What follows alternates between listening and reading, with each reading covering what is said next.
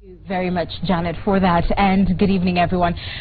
We're going to discuss the land bills generally, but the community land bill specifically. Chair, I want to thank you for coming on the program. You have voiced your opposition to the land bills in general, and specifically that of community land. Briefly, why? Yes, because we have 3 bills that are intended to amend the land laws in the country. One of them is what they are calling omnibus bill, that is amending many laws at once. The other one is a physical planning bill. The other one is a community land bill. The physical planning bill simply is unconstitutional because physical planning is now a county function. It is there. You look at the functions that counties are supposed to do. One of them is planning. Planning for our towns, planning for our rural areas. Now, when you pass a law that creates other institutions at the national level that are supposed to control what counties do and take over some of the functions of counties, you find that you are now going into unconstitutional territory. Perhaps the word they would use is liaise, not control. Liaise with county governments. Well, some even of the institutions they are creating even more fast. You create an institution that you are calling a forum of 60 people who will be meeting every year. You wonder even what they use those institutions are for, because planning at the national level should be overseen, as the Constitution provides, by the National Land Commission. That is what the Constitution provides. Then at the local level is the county government to do the planning. Right. So there's attempt to provide, give some leeway to the cabinet secretary in charge of lands to take over and create national institutions that exclude, take over the role of the National Land Commission is what we are against. You feel land issues are being re-centralized. To what end do you think, if it was a conspiracy to have an all-powerful, land CS, what would the object of that be? Clearly, we are seeing an attempt to make the cabinet secretary do what the Commission of Lands used to do in the past. And the Commission of Lands office was misused to, grab public land, transfer public property to individuals. And that's why the new constitution created a commission, because one person having all that power was found that it was not good. That's why a commission was created to manage public land on behalf of the national government and also on behalf of the county government. So there was some balance, because the National Land Commission would manage, but the owner of the land is the county government and also the national land, the national government. So you're saying the National Land Commission's powers are being usurped, which is something NLC has said itself. So for you, this is central government still fighting devolution? For me, I think central government is not as some mischief up its sleeve in relation to land, and I think we need to respect the Constitution. Let's empower the National Land Commission to play its role. Let the national government also play its role, because it has a role. But attempting to take away mandates from institutions that are already created by the Constitution without going through the process of amending the Constitution is not acceptable, and it's not to be accepted. Who do you think is behind it in central government? And I ask this because Charity Ngilu is no longer the CS for land, and she had her running battles with the National Land Commission, still over territory, etc. Now we have Fred Matiang'i, who is the acting CS, and again the same running battle. So one would imagine that the two, the former CS and current, may not necessarily be the problem if you're still having the same argument regardless of who is sitting on that seat. So what do you think is behind it? I would not want to speculate. I think Matiang'i would tell you who probably gave him, told him to do those views, because it is the ministry that has done those views. They has used a consultant. Apparently some of the people in CIC also seem to be supporting some of the amendments. When we met in Mombasa to debate the amendments, I saw some CIC members belaboring, trying to bend over backwards to try and explain why some of these amendments were coming, even though they were not convincing. And you know, the council has opposed the fact that, you know, they were properly consulted. NLC has said the same. But CS Matiang'i has also said that they've been consultations in the last 3 years, and he gives various dates: April 28th, July 1st, June 24th, saying at all these meetings the COG was involved. The trouble is, who is this who was consulted? If the Council of Governors were not there, who was this person that they consulted? Usually what I've now realized is what ministries are doing, national ministries. They call junior people from counties for seminar. They call CESs or chief officers, call them for a seminar on lands, discuss general things there, and then they say we have consulted the counties. They should have called COG. Absolutely, the COG is the apex body that is in charge of county government, and we should be the ones to be able to give policy. So you call my junior officers and you leave me out, and then you make decisions using them. You can't say you have consulted. But technically speaking, it is up to your junior officers to be appraised on the issues. They are the ones involved in their day-to-day running. You know, it's like certainly they must have a brief from yourself. If you want to consult national government, instead of calling ministers and chief officers, you call junior people there from there who may not have an idea of what the policy position is. And then you say you have consulted counties. And whose fault would that be? Would that not be the fault of the Council of Governors specifically, if their representatives, you know, do not have a brief? In fact, if you ask me, it's undermining, because there is protocol. When two governments engage, two levels of government engage, they are supposed to engage in a manner that is structured.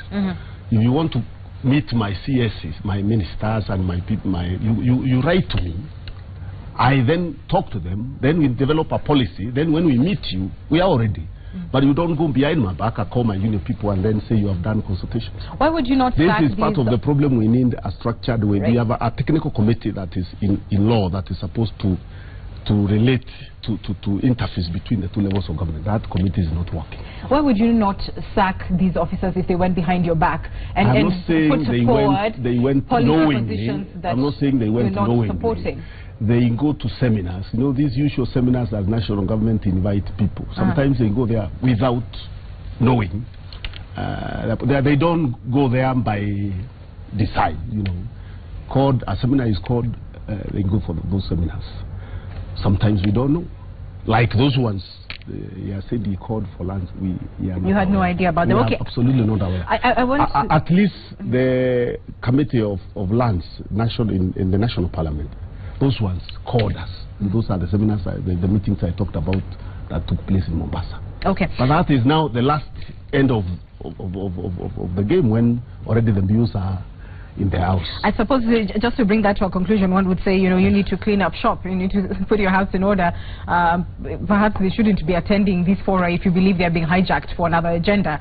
And that should be clear from governors. Absolutely. We are making it very clear that if they are called for seminars by the national government, they need to seek permission from the council first, or at least briefing, so that when they go, they are properly briefed on what they are going to discuss there. All right. You know, so those who would support national government recentralizing of this would argue on 2 points. One, that it's about 67% of the total land mass we're talking about in Kenya, and that to that extent the national government should have some oversight over it. But are you talking now about the community bill? I'm talking about the community bill, yes. But more than that, I would say that county governments have become captive of clan interest, and that you can see that in the skewed employment, you can see that in the disenfranchisement of smaller groups. And so how can you expect them really to feel ownership if counties were really to take charge of community land? First of all, you read the constitution, it's very clear.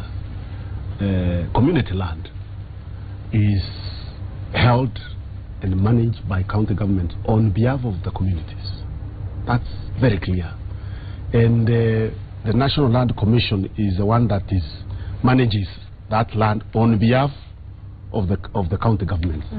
Now, when you attempt, whether good intentioned or not, whether there are clan differences or not, when you attempt to amend the constitution by ordinary legislation on the pretext that you think counties can't do that job well, I think that's totally unacceptable. So finally, and very briefly, if you want to amend the constitution and you think the constitution is wrong, then you follow the normal procedure of amending the constitution. To assume that a cabinet minister who sits in Nairobi will be more responsible in managing community land for people who live there than a county government that is elected by those people that is right there at the county.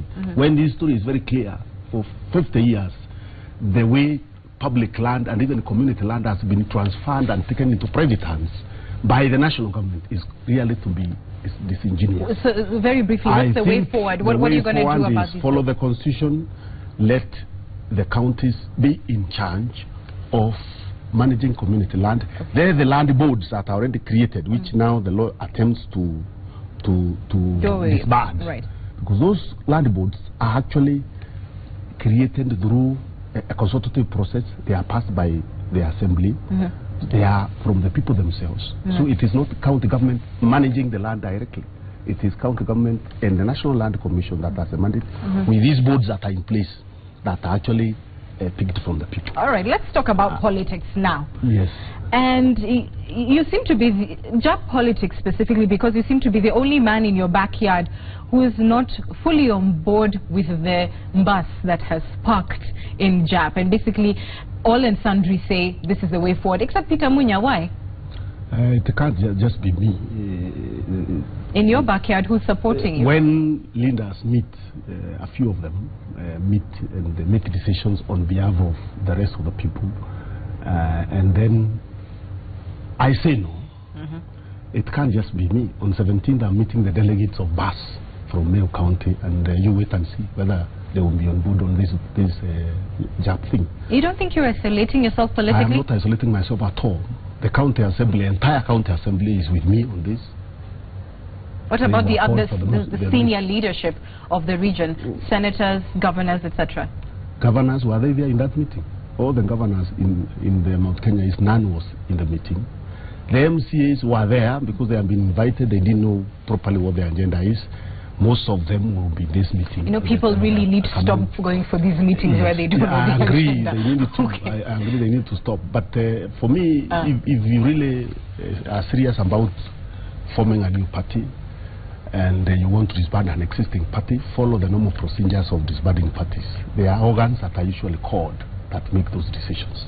If you sit down alone as a leader of a party and say you have disbanded a party, you are telling us you don't care about procedures, you don't care about other people who are in that party, you don't care even about democratic processes. So who is isolated? The person who wants to follow the democratic processes, or the person who is on his own, sitting somewhere and saying, I'm disbanding this party? You don't think you're risking being left high and dry politically? We've got about, what, a year and a half, and we're back at a poll. I'm with the people of Meru who elected me, and they did not elect me because of a particular party. They're the ones who stand with you. They have elected many people in other parties. We have even people elected in ODM in Meru. Even some of those who are now saying they're in JAP. Some of them are ODM MPs who are elected. We have all sorts of people, and our people are democratic. The most important thing really is service to the people. Not the party. And I have no issue with anybody joining JAP. So come December, expanding any party, but let also those who have different opinions also be able to have a space and also operate. So come December, for this, you know, the deadline to wind up these Jubilee affiliated parties, the bus will not be there? No, the bus, I've already told you, those who keep the instruments of the bus have already decided that they are joining JAP. So those who don't want to join the JAP will also look for alternatives.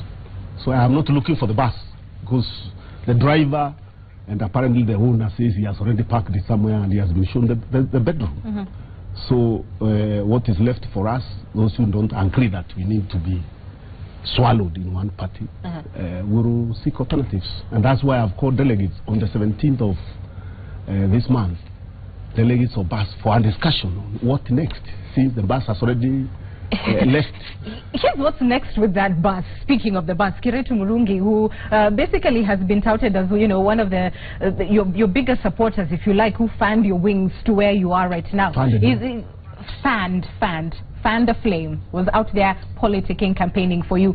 Wasn't he campaigning for himself? Or he had votes in the basket? Well, here's when he'll be campaigning for himself, apparently in 2017, eyeing your seat. Are you ready for that contest? I'm very ready.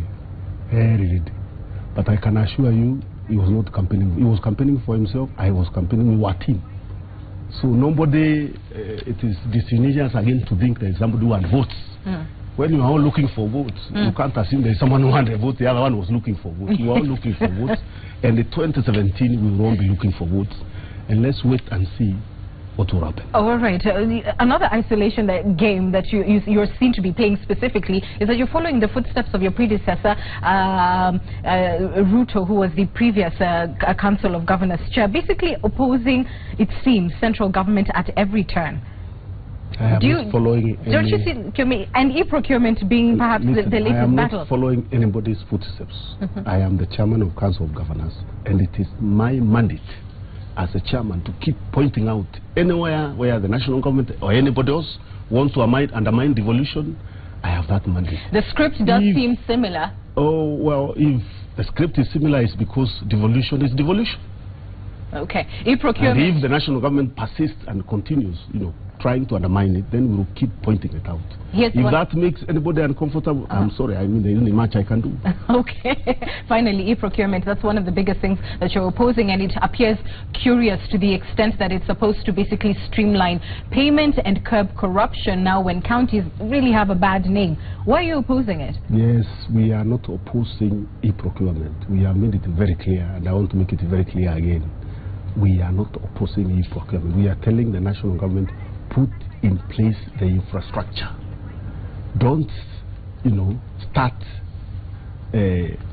ordering people to do e-procurement without the infrastructure in place.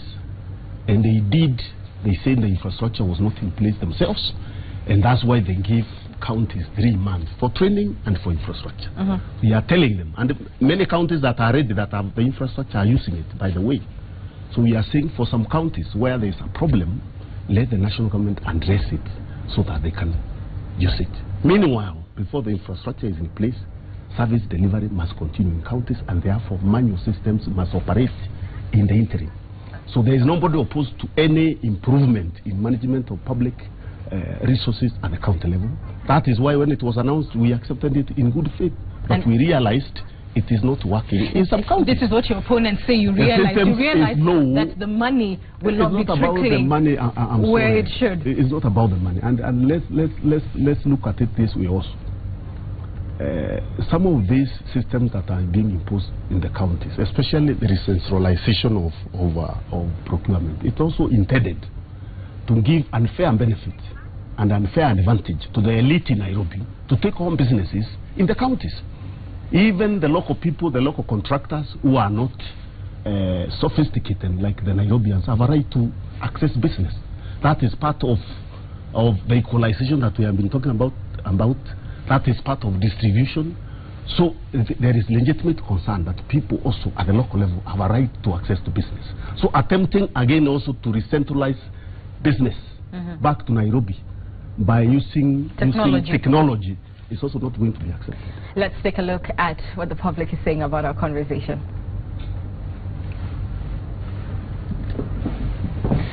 Both national and county governments must work together to implement land reforms rather than a power struggle. It might be important to look at the mandate of the Land Commission as stated in the Constitution. Government should leave NLC to carry out its mandate, and you seem to be getting quite a bit of support this evening. We are winning. You said you're winning, and I'll say we'll wait and see. Thank you so much for taking the time to speak to us. The Chair of the Council of Governors, Peter Munya. I am Ann Kiguta. That's it from me tonight. Back to studio.